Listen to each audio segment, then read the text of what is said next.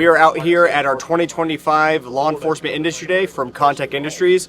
So what we've done is every year we put together an event to give back to law enforcement, as well as kind of share some of the gear and equipment out there that's available to them, as well as give back to them by providing training on ballistic shields, on CQB, and a variety of other skills. It's a two-day event. The first day is primarily focused just on training. So this year we're doing a focused training group for ballistic shields as well as CQB. And then for the third group, we're kind of going through and doing different product demonstrations of both weapons, ballistic glass, and other tactical gear. We have law enforcement agencies from across the East Coast, primarily North Carolina, South Carolina, Virginia. We have both federal, local, and state law enforcement represented here this year. On day two, we will be performing 2 different competitions for our officers to engage in to take the skills they learned from day one and transition them into a competition format. In the morning, we'll be performing a CQB force on force and hostage rescue type scenarios for the officers to engage in. And in the afternoon, we'll be transitioning over to the flat range, where we'll be doing a dynamic flat range competitive style shooting competition. We will be incorporating shields and other pieces of equipment that they used on day one to again hone in the skills that they got on the prior day of training. My name is James Ergus. I'm the CEO of B4DI. We're here conducting some introduction to mobile armor training, and we design armor, body armor, shields, and help do some weapon refinements, and then train operators on how to use those tools. So today we're doing an introduction to different types of armor: small ballistic shields, full-size team shields, handgun rated tools, rifle rated tools, some of the accessories, placement of equipment, and we're trying to give them as many drills that they can take back to them, because we have a limited amount of time, as many drills as they can take back to their agency as possible to help increase their survivability and capability. So every second we let that fight go on is his ability to put 4 or 5 more rounds out into the world, whether it's into you or some kid that's the way, down the road, or your partner or somebody else. So we have to make that stop. Punching rounds through somebody's heart doesn't make anything stop. I have a video of a 75-year-old lady that worked at a freaking stop and rob.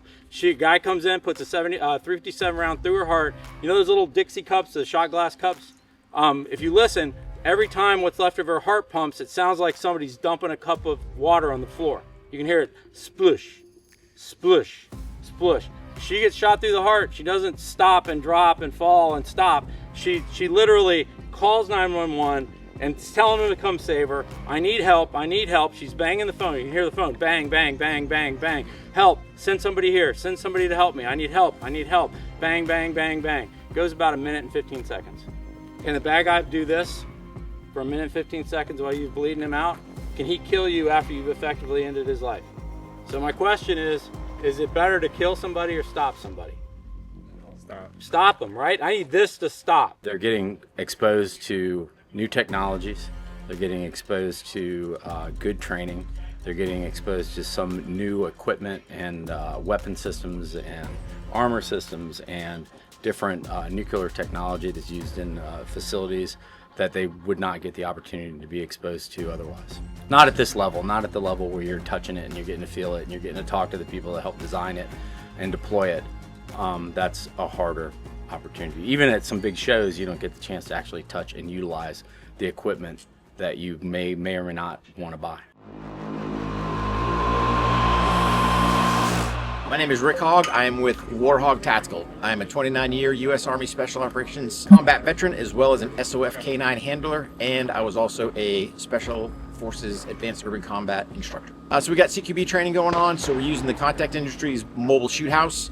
Again, just trying to give these officers enhance their current capability of room clearing or CQB. And the modular shoot house is awesome for them, because if they want to take it at a different location, leave it outdoor in the weather, it's a all-around great training aid to enhance these officers' survivability. They are in a job that will kill them. They should be training all the time. So, especially for Warhog Tactical, we've got numerous different things we offer, such as the Firearm Training Notebook.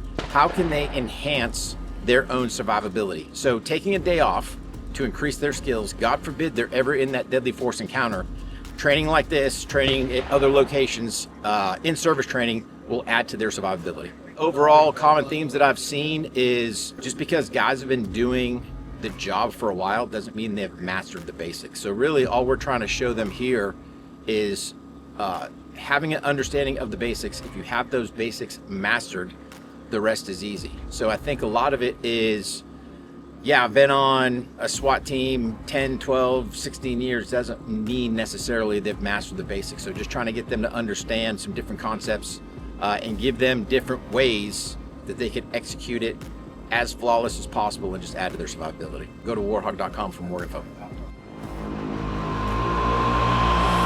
Jeff Schreiber. I'm a territory manager for Armor Express. Doing a product demo of our products, carriers, armor plates. It's a good time to come out, put your hands on products, see it, feel it, touch it. You get to manipulate it, put it on, wear it around. A lot of times you don't know exactly how things will be until you get them in your hands, put them on. Some things promise to be comfortable, but when you put them on, they may or may not be. So it's good to be able to get here and look at things firsthand. Yeah, we've already had a few today that put our panels in their hands and our rifle plates in their hands and are very surprised at how light and thin they are. So this is one of the 3 stations that we have going on for our law enforcement officers out here at Industry Day. And so over here is really just a product demo station. So we have everything from Armor Express gear that we see over here to Bush Protective. And so we kind of walk the officers through the different capabilities and features and benefits of all the different systems that we represent. And if you want to follow me over here, more Armor Express. Then out here on the range, we have BlueRidge Armor shields that we go and demo for them, as well as our mobile response shield, which is a rolling ballistic shield for law enforcement and security officers. And then for fun, we set up ballistic glass.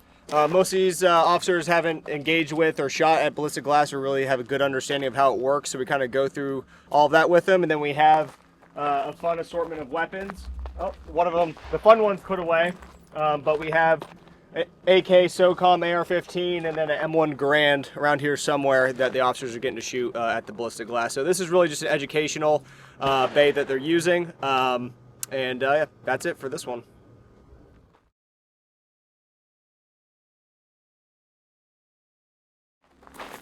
So over here, this is our second bay with our Mobile Modular Shoot House, and this is where the law enforcement officers are working with Rick Hogg on some of their baseline CQB skills. So they're utilizing this system with simunition or force-on-force munitions to go and get their training in. For day 2, they're actually going to be coming out here and doing a hostage rescue scenario as well as capture the flag force-on-force for good fun competition based off of the skills that they learned today. And last but not least is our ballistic shield range. So we're out here with BlueRidge Armor and James Zergas from B4DI, who's conducting the shield training. So again, the officers are coming out on this range for about 2.5 hours to 3 hours of practical application training on the use of BlueRidge Armor ballistic shields.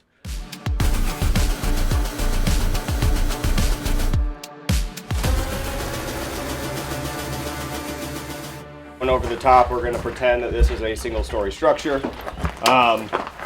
With that being said, it's going to change round to round where the hostage and hostagee will be placed.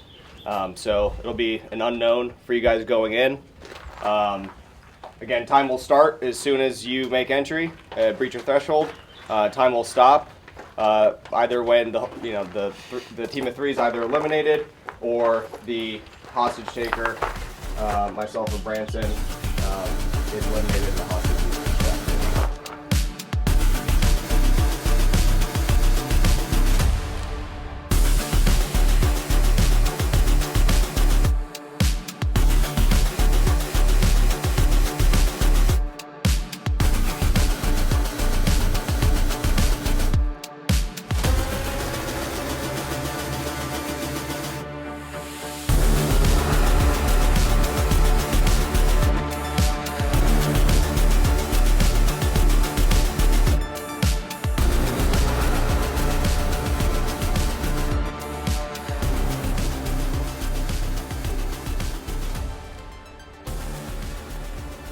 Went pretty good, faster, a little bit more chaotic than I thought.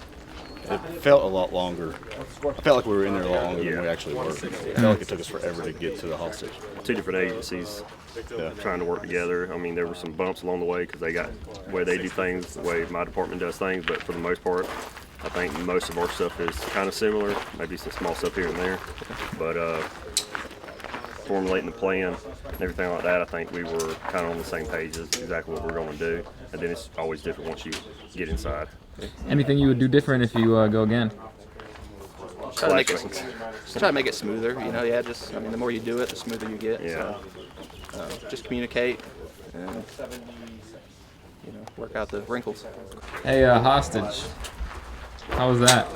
I was scared for my life. What can I say? Yeah, the first round they moved through the house fairly quickly, and then once they got in there, they were definitely very decisive in their movement into the room. And the first officer got hit in the side, and but then the second officer was right on his tail and quickly neutralized me, and they were able to extract the hostage.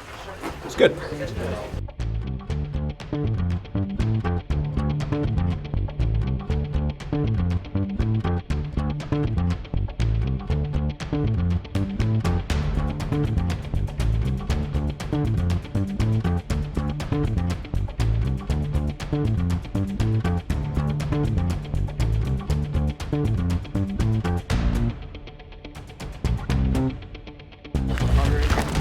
How'd it go?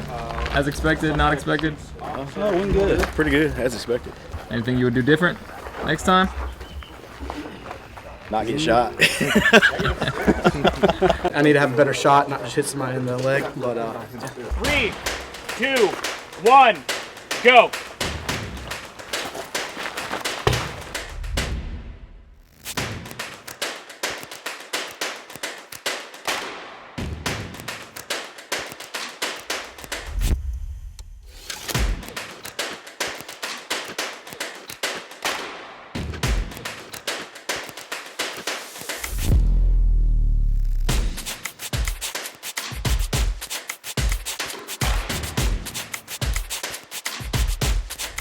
Post-game thoughts? Good. Yeah, good. No surprises? No, not really. Just new rooms, hadn't seen them before yet, so some surprises. But. All right, so the next section is force on force. It's going to be capture the flag style. Two teams competing against each other, 3v3. Right now we've got Team Kontek versus Team Bravo about to kick off.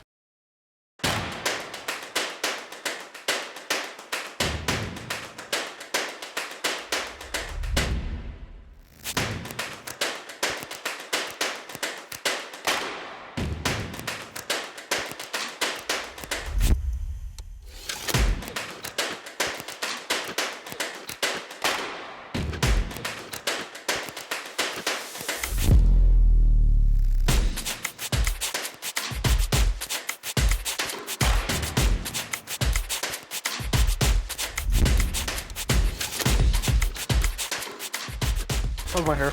Really great. How are you? How's my hair? Good. I got a shot right there. I can see it. It was good.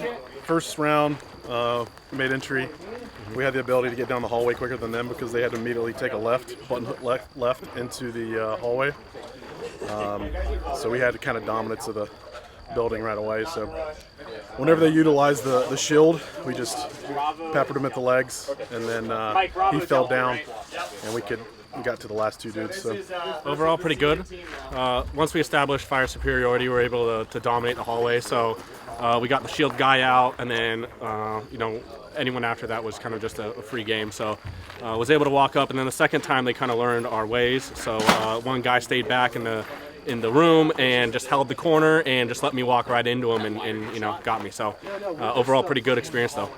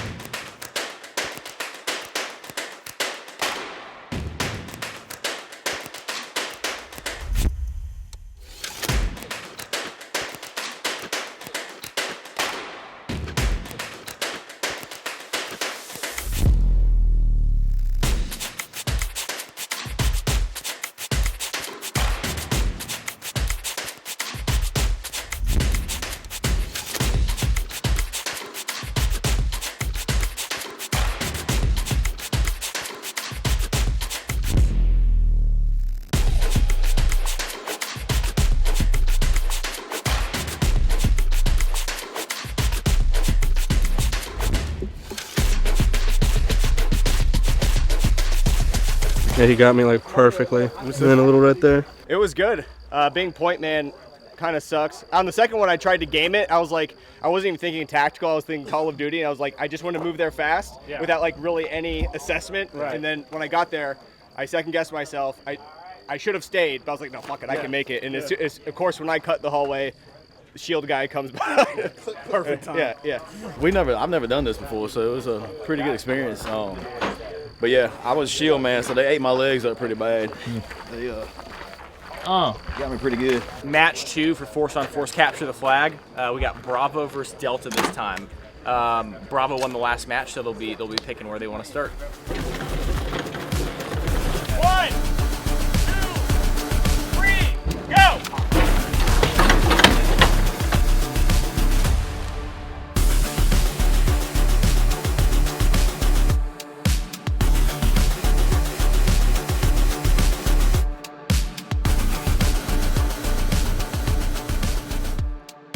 All right, so we got round number 3 for Force on Force Capture the Flag. We got Alpha, Team Alpha going against Team Charlie. Been good competition so far, so we'll see how this one goes. 3, 2, 1, go!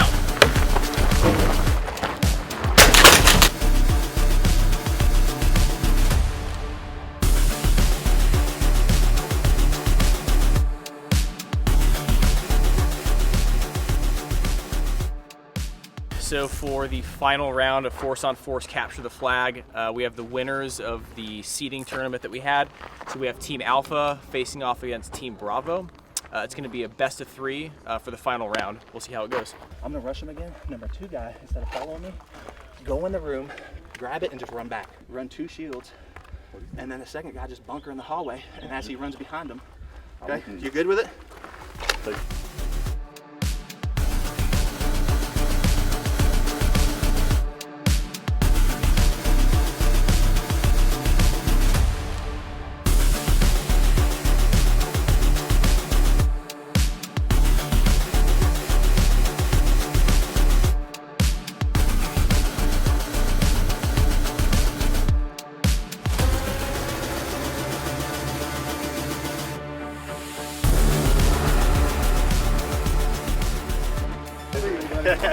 Good work. Man. Awesome. Yay! Swag bag for you. Yeah, swag bag for you.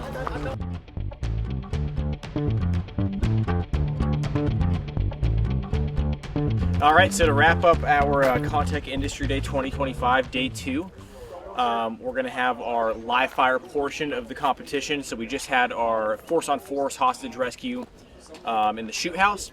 Final portion of the day is our live fire on the range here. At first, we're going to have all participants in the first round, which is going to be pistol only. We're then going to move on to the second round, and about half the pack is going to make it. They'll be doing rifle. And then the third and final round to find the final winner, it's going to be a mix of cardio, some lifting of things, and then pistol and rifle combined. So it'll be interesting to get everybody out there after a long 2 days and see how they're faring and put all their skills to the test. So we'll see how it goes, and we'll catch up later.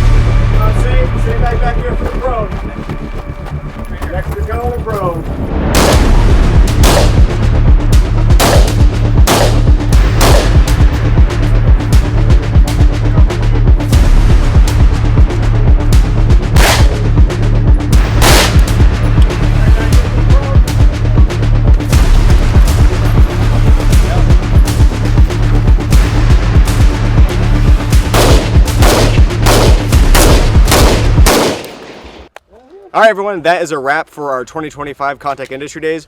Again, we had a good 2 days of training and then competition on day 2. We've got a good mix of CQB and shield training with great instructors from Rick Hogg and James Irgus. And so we were able to really put something special together for these guys. We hope to continue to do this in the future. If this was like fun for you and educational, something you can take away back to your department from what you saw today, please reach out to us at info@kontekindustries.com and we'll be happy to coordinate with you and your agency.